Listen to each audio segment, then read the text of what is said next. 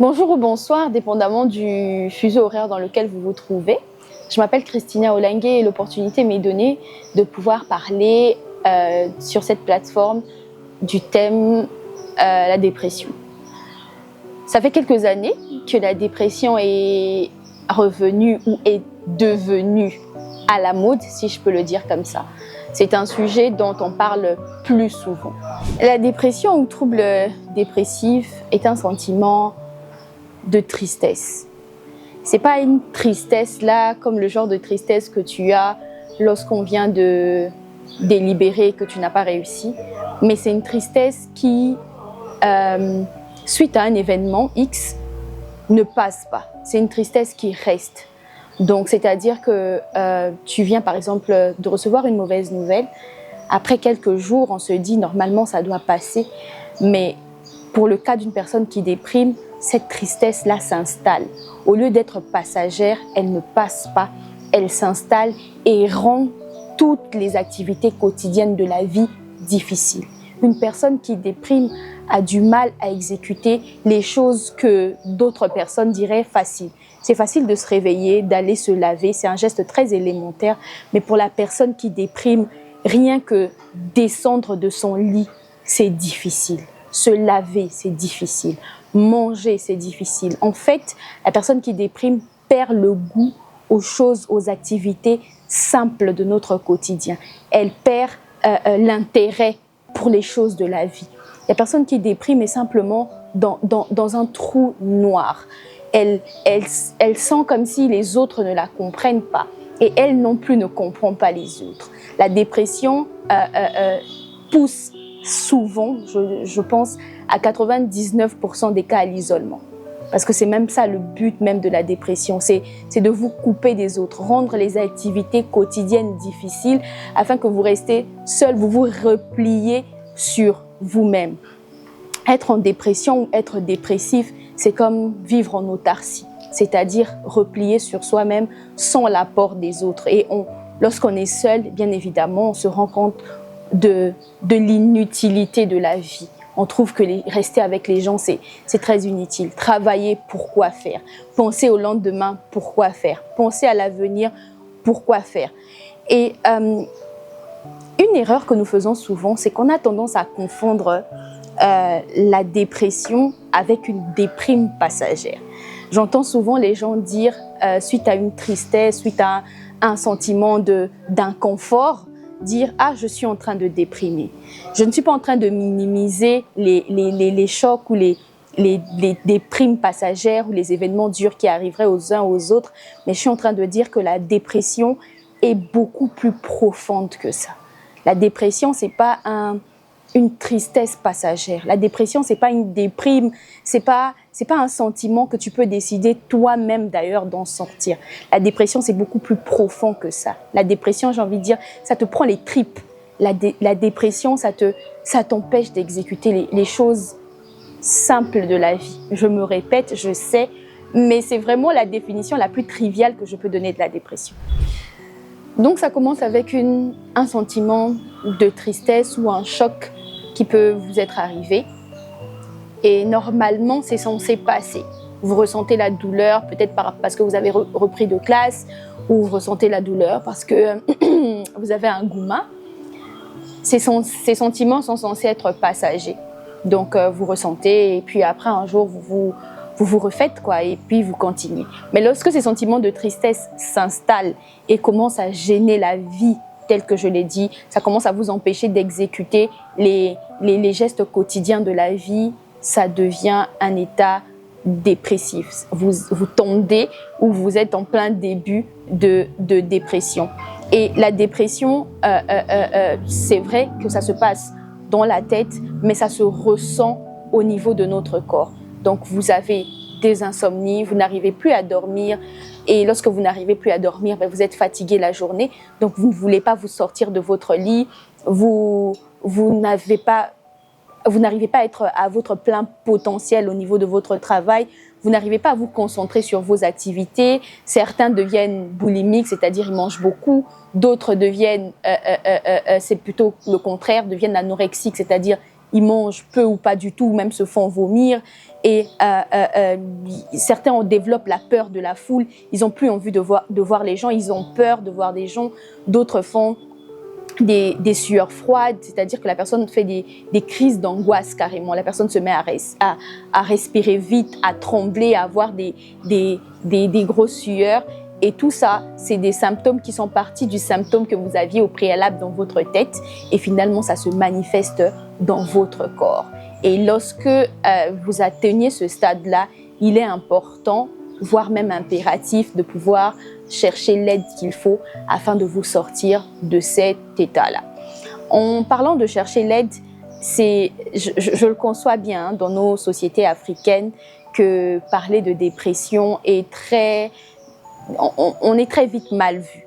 C'est pour ça il y a eu plein de conceptions comme ça que nous avons autour de la dépression qui sont fausses et que j'aimerais partager avec vous. La première des mauvaises conceptions que nous avons sur la dépression, c'est de se dire que c'est une maladie de blanc. Alors ça déjà, c'est très faux. Ce n'est pas une maladie des Occidentaux, c'est une maladie qui peut toucher tout le monde. Je me souviendrai toujours de cet épisode et je pense même que c'est ce qui a fait que je n'ai plus de très bonnes relations avec cette amie qui, je l'ai appelée une fois et je lui disais je viens de rencontrer un psychologue et il m'a diagnostiqué un état dépressif et il m'a dit « Oh, vous s'appelez la maladie Aminde Leboé ». Donc pour dire que pour lui, quand quelqu'un a dépression, lorsqu'on entend dépressif, lorsqu'on entend ce genre de choses, c'est forcément une maladie des Occidentaux. Donc nous, en plein Kinshasa, en plein Congo, en plein là où vous êtes, si encore vous avez la peau foncée comme moi, vous ne pouvez pas développer de dépression. Et c'est complètement faux. C'est une conception erronée, mais très ultra erronée. Ensuite, la deuxième conception erronée que nous avons sur la dépression, c'est de penser que les psychiatres ou les psychologues ne soignent que les fous. Donc on se dit, lorsqu'il faut rencontrer un psychiatre ou un psychologue, ça veut dire qu'on est fou, alors que ce n'est pas le cas. Je me souviens toujours, je pense à un célèbre sketch que les gens connaissent comme ça, qui est je ne sais plus de qui, mais l'humoriste disait « moi je me fais suivre ». Et quand il illustrait ça par quelqu'un qui courait et qui se faisait suivre, il dit « chaque fois que les gens disent « moi je me fais suivre », donc moi je vois mon psychologue, je vois mon psychiatre », pour lui c'est l'image de quelqu'un qui marche dans la rue et qui se fait suivre par quelqu'un. Et c'est une expression qui est très courante en Occident où les gens disent « je me fais suivre ». Pour la petite histoire, je voyais un psychiatre ici à Kinshasa et je le voyais dans un hôpital de la ville, un hôpital de spécialités variées. Tant que je le voyais là-bas, ça m'allait. J'y allais, je consultais, j'avais mon traitement et ça passait. Mais le jour où il m'a dit qu'il n'est pas disponible pour me recevoir là et m'a demandé de partir au centre psychiatrique qui est réputé où on soigne les fous, ici on dit CNPP, lorsqu'il m'a dit que je te donne rendez-vous au centre psychiatrique, je me suis dit, je lui ai même demandé, j'ai dit docteur, je vais venir là-bas, mais tout le monde va penser que je suis folle parce que, encore une fois, pour nous, quand tu vois un psychiatre, ça veut dire que tu es folle, tu es fou. Et c'est une mauvaise conception à avoir. Et la dernière conception, peut-être, il y en a beaucoup, hein, mais moi j'ai choisi de parler de ces trois-là, c'est de savoir qu'il n'y a aucune honte à chercher de l'aide. Il n'y a aucune honte à avouer qu'on sent qu'on a du mal à exécuter les activités quotidiennes, qu'on sent qu'on a une tristesse en soi, qu'on a une pesanteur qui fait qu'on se dénigre même soi-même. On se dit on n'est pas à la hauteur, on se dit on a envie de ne rien faire, de ne pas avancer. Pour nous, la vie, c'est un trou noir. Lorsque quelqu'un pense à la vie, il voit qu'un immense vide qui s'étend devant lui. Il n'y a pas de honte, il n'y a pas de mal à se dire j'ai un problème et j'ai besoin d'aide. Souvent même, et ouais, je confirme, souvent, pour ne pas dire toujours, reconnaître son état, c'est toujours le premier pas et le pas le plus important vers la guérison. Donc, la troisième conception, ce serait erronée que nous avons, c'est de se dire que il ne faut pas parler de ces problèmes, il ne faut pas parler de si tu te sens un peu triste, non, il ne faut pas en parler, il faut essayer de gérer. Non, on n'est pas des super-héros. Si vous sentez que vous avez une espèce de tristesse qui reste, qui traîne, qui s'installe, qui stagne, il faut chercher de l'aide auprès des personnes qui sont passées par là, auprès des spécialistes, des psychologues, des psychiatres, et parler de votre problème. Il y a un célèbre psychologue américain qui a dit une phrase que j'ai toujours aimée. Elle dit si on pense que la prière est une arme, on doit penser que la thérapie est une stratégie. Donc si la prière est une arme, alors la thérapie, c'est une stratégie. C'est un moyen de pouvoir mettre en exercice votre prière. Pourquoi j'en parle? Parce qu'une des conceptions aussi que j'ai entendues, c'est de se dire que aller chercher de l'aide chez des spécialistes, consulter un psychologue, c'est faire preuve de manque de foi. Et moi, je dis non, c'est pas vrai. C'est pas faire preuve de manque de foi. Parce que le médecin soigne, mais c'est Dieu qui guérit. Donc, au contraire, une façon d'exercer sa foi, c'est d'aller consulter, d'aller dire je crois que Dieu va me guérir, et pour démontrer que je crois, je fais l'action de chercher des thérapeutes, je fais l'action de chercher des psychologues, des psychiatres pour pouvoir m'aider. Nous pensons souvent que derrière une dépression, il y a forcément un démon. Je veux directement faire la nuance. Les démons peuvent se cacher derrière les dépressions, mais toutes les dépressions ne sont pas dues à des démons.